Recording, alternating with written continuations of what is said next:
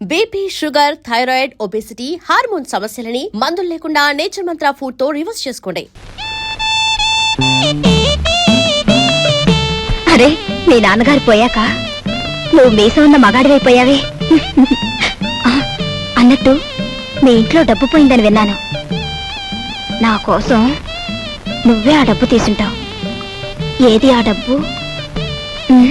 చెప్పు. ఆ డబ్బు నీకిద్దామని తీశాను. ఆ రాత్రి మరెవరో నా దగ్గర నుంచి కాజేశారు. ఒక ప్రాణాన్ని నిలబెట్టడానికి నేను వ్యభిచారం చేస్తే నువ్వు వ్యభిచారం కోసం ఒక ప్రాణం తీసేశావు. నా బ్రతికే చండాలం అనుకుంటే నువ్వు నాకంటే చండాలుడివి. నేను ఈ ఇల్లు ఎందుకు ఖాళీ చేస్తున్నానో తెలుసా? నీ నీతి మాలినతనాన్ని భరించలేక. వెళ్ళు.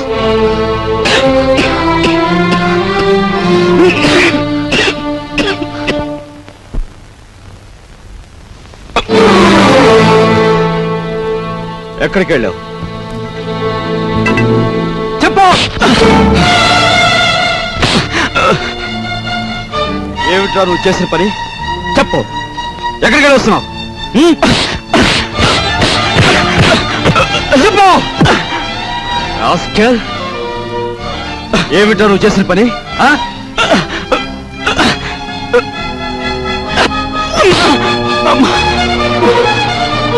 చెప్పరా రాస్కెల్, చెప్పు.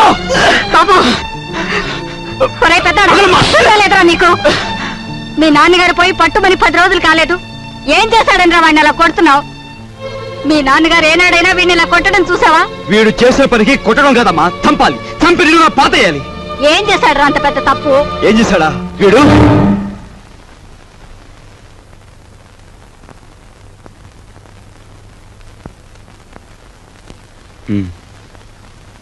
బాబు, వీడిని తమ్ముడురా. తప్పు చేస్తే శిక్షించాల్సిందే.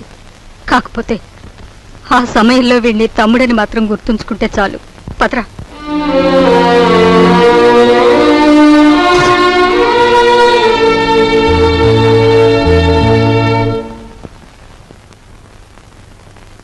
వాడెందుకు కుట్టాడో తెలుసమ్మా? చెప్పు. పక్కన కాబోయే పెళ్ళం ఉంది కదా, ఆవిడ ముందు గొప్పలు చూపించుకోవడానికి. ఒరే కృష్ణ, నువ్వు చిన్న కొడుకువైతే నీకంటే ముందు పుట్టిన పెద్ద కొడుకురా వాడు. నీకంటే ముందు నుంచే చూస్తున్నాను. వాడెప్పుడూ తప్పు చేయడు. వాడితో ఉన్న ఆ పిల్ల వాడంత గొప్పదని నా అభిప్రాయం. ఏం జరిగిందో తెలుసా అని. వాడు నిన్ను చూసి వణికిపోయినప్పుడు నీ గురించి ఏ దుర్వార్త వినవలసి వస్తుందో అని భయపడ్డాను. ఏం జరిగిందని అడగటానికి కూడా ధైర్యం చాలకు వచ్చేశానురా.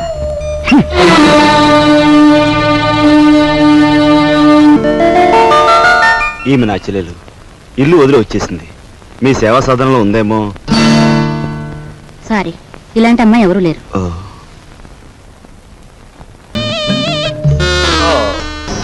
నీ చూపులోని ఆకలి నాకు అర్థమైంది. నీకేది కావాలన్నా నేను ఉపయోగపడతాను, అలాగే నాకేది కావాలన్నా నువ్వు ఉపయోగపడాలి. ఇక్కడ ఫ్రెండ్షిప్ కి అది కండిషన్. ఓకే? రాజు, నువ్వేవి అనుకోనంటే ఈ డబ్బుతో నీ అప్పులన్నీ తీరిస్తే ఎలా ఉంటుంది? స్నేహితురాలుగా నేనేం చేయాలో, ఏం చేయగలను నాకేం అర్థం కావటం లేదు. నీ అభిమానం, ఆత్మబలం అండగా ఉంటే నాకంతే చాలు. పద. మంచి తరుణం మించిపోవును, ఆలోచించిన ఆశాభంగం. 8 రోజులు సైకిల్ తొక్కిన వారికి 8,000 రూపాయలు బహుమానం. 8 days 8,000. 8 రోజులు సైకిల్ తొక్కిన వారికి 8,000 రూపాయలు బహుమానం.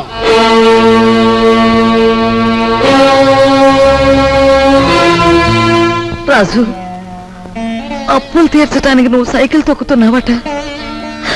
మనలాంటి కుటుంబాల్లో పుట్టి ఇలాంటి పనులు చేస్తే ఎంత పరువు తక్కువగా ఉంటుందో ఆలోచించు. నేను చాటుగానో సన్నాసి బుద్ధితోనో దొంగతనం చేస్తున్నాను అనుకో, లేదా కన్నవాళ్ళనే వెన్నుపోటు పొడుస్తున్నాను అనుకో, లేదా అప్పుల చేత పంచాయతీ జరిపించాను అనుకో, అప్పుడు నేను 10 మంది చేత చీ అనిపించుకునేవాడు అవుతాను. ఏమిటా నువ్వు మాట్లాడేది? మొన్నటికి మొన్న కుమ్మరాడి దగ్గర కూలిపిని కొప్పుకొని ఏంటి పరువు మీద పెద్ద బండ పడేస్తావు. ఇవాళ మీ నాన్న చచ్చిపోయాక. ఆగు, ఇప్పుడు నువ్వేమిటి మాట్లాడింది? మా నాన్న చచ్చిపోయాడా? ఆ మాట నువ్వంటున్నావా? నువ్వు ఏమిట్రా అది ఆవిడ అలా రెట్టిస్తున్నావు? మరి చూడమ్మా, నాయనమ్మా నాన్న చచ్చిపోయి అంటుంది, అత్తయ్య అంటుంది. అసలు అసలు నాన్న చచ్చిపోవడం ఏంటమ్మా? Non sense. నాన్న చచ్చిపోలేదు. నో, నాన్న చచ్చిపోలేదు. మనందరం కలిసి ఆయన చంపేశాం. అవునమ్మా, నిర్దాక్షిణ్యంగా కాలు రాసి చంపేశాం. కొండంత మనిషిని చాదస్తుతో కొందరు, స్వార్థంతో కొందరు, ఇలా అందరం కలిసి ఆయన చంపేశాం. ఏ చంపలేదా? ఒక్కసారి మీరందరూ గుండెల మీద చేతులు వేసుకుని ఆలోచించండి. ఆయన జీతం నెలకు 500 రూపాయలు, కేవలం 500 రూపాయలు. తాహతకు మించిన కోరికలు కోరి మనందరం కలిసి ఆయన చంపేశాం. He was successfully murdered by all his family members. నోరుంది కదా అని తప్పులు పడుతున్నారా? నేను చేస్తున్న ఈ పనిలో ఓ పవిత్రమైన ఆశయం ఉందే తప్ప ఇదేం పరువు పోయే పని కాదని నాకు బాగా తెలుసు. మీరు ఒప్పుకున్నా ఒప్పుకోకపోయినా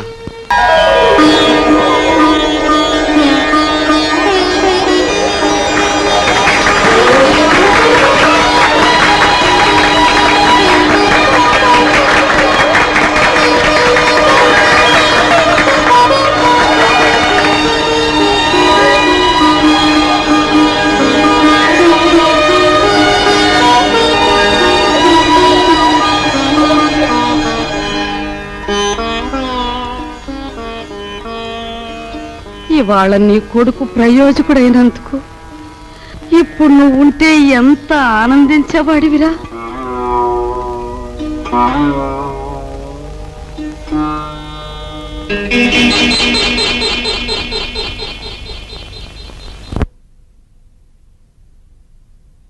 రాజుగాడి గదిలో దూరి డబ్బు కాచేద్దామంటే వాడు పడుకున్నాడో లేదో తెలియచావట్లేదు. పడుకున్నాడని దగ్గరికి వెళ్ళామనుకో, వాడు బాంబుల పేర్లా పేల్తాడు. అసలు ఈ గొడవంతా దేనికి? నువ్వు మీ ముసల్దాన్ దగ్గరికి వెళ్ళి కుక్క పెట్టి ఒక ఏడుపేడు, ఆవిడే కాచేసుకొచ్చి మనకిస్తుంది.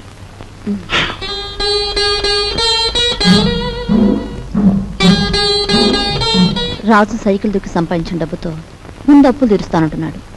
మమ్మల్ని మాత్రం ఆగమంటున్నాడు. వాడు సైకిల్ తొక్కుతానంటే మనం అందరం వాడిని కాదన్నాం. ఇప్పుడు ఆ డబ్బు మనం కావాలంటే ఏం బాగుంటుందమ్మా? అందుకే వాడి చేతిలోంచి మనం తీసుకోము. మరి నువ్వు ఆ గదిలోకి వెళ్తావు, ఎవ్వరికీ అనుమానం ఉండదు. ఆ డబ్బు నువ్వు తెస్తావు.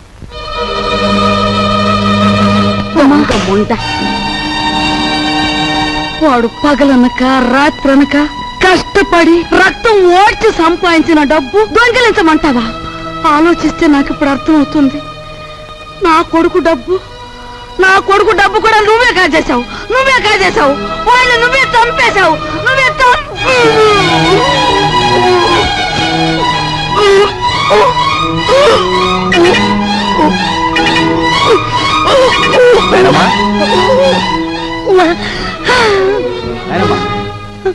బాబు, ఏమైందమ్మా? ఎందుకు కేకలు పెట్టావు?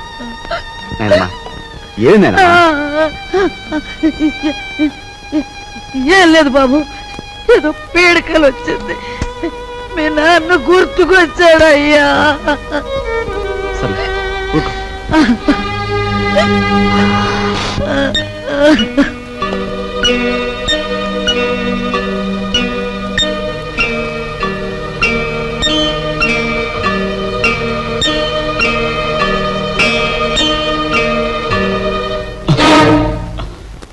ఏమిట్రా లోపల నుంచి వస్తున్నా? ఏమిటి?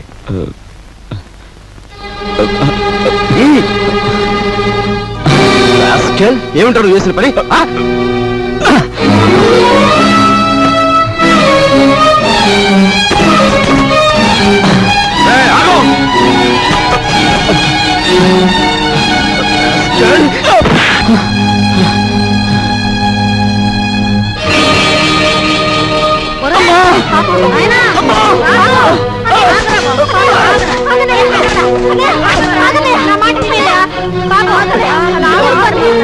ఏం చేస్తా తప్పలేదమ్మా. అమ్మా వదలమ్మా, మీరు కూడా అమ్మా.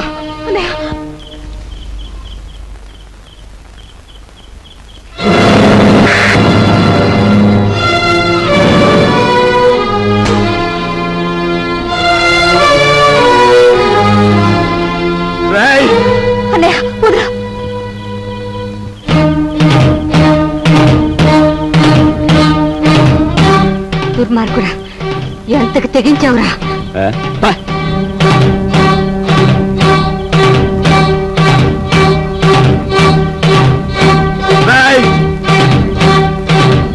తప్పు చేస్తే శిక్షించాల్సిందే. కాకపోతే ఆ సమయంలో వీడిని తమ్ముడని మాత్రం గుర్తుంచుకుంటే చాలు.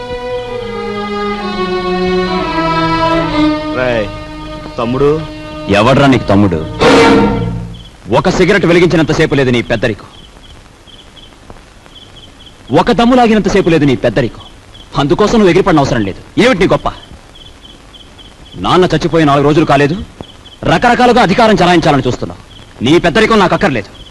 సచ్చినాడా ముసలిముండా.